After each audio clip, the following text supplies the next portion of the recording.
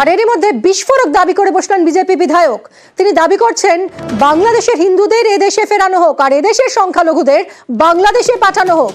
দাবি করছেন অসীম সরকার। তার মন্তব্যে বিতর্ক ছড়িয়েছে।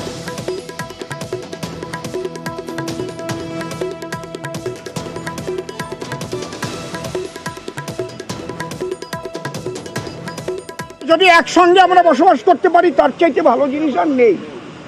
কিন্তু যদি তাদের উপর এইভাবে চলতেই থাকে তাহলে আমরা আর কতদিন এইভাবে দেখব? আমাদের হিন্দুগুলোকেও নিয়ে আসুক, মুসলমানগুলোকেও পাঠিয়ে দিক। দ্বিজাতি তত্ত্বের ভিত্তিতে যখন ভারত ভাগ হয়েছিল, যেটা বাবা সাহেব আম্বেদকর বলেছিলেন লোক বিনিময়, তখন হয়নি। এটা বাবা সাহেব আম্বেদকরের পলিসি ছিল লোক বিনিময় করা, সেটা তখন হয়নি। এখন করে দিক। আমার হিন্দুদের নিয়ে আসুক, 3 কোটি হিন্দু এখান থেকে পাঠিয়ে দিক ওখানে। ওরা ওখানে ভালো থাকবে, আল্লাহু আকবার বলবে, আমরা হরে কৃষ্ণ গাইবো, অসুবিধা কিচ্ছু নেই। যারা ভারতবর্ষে থাকেন, ভারতবর্ষের নাগরিক, সে হিন্দু হোক মুসলমান হোক, তাদের দেশ এটা। কেন্দ্রীয় সরকার ইচ্ছে করলেই ভারত পাঠাতে পারে না, কারণ ভারতের কনস্টিটিউশন এখানে। বাংলাদেশে নিশ্চিতভাবে যে মাইনরিটিদের উপর অত্যাচার হচ্ছে তার প্রতিবাদ আমরা সবাই করছি। সব জায়গায় মাইনরিটির প্রোটেকশনের দায়িত্ব মেজরিটির।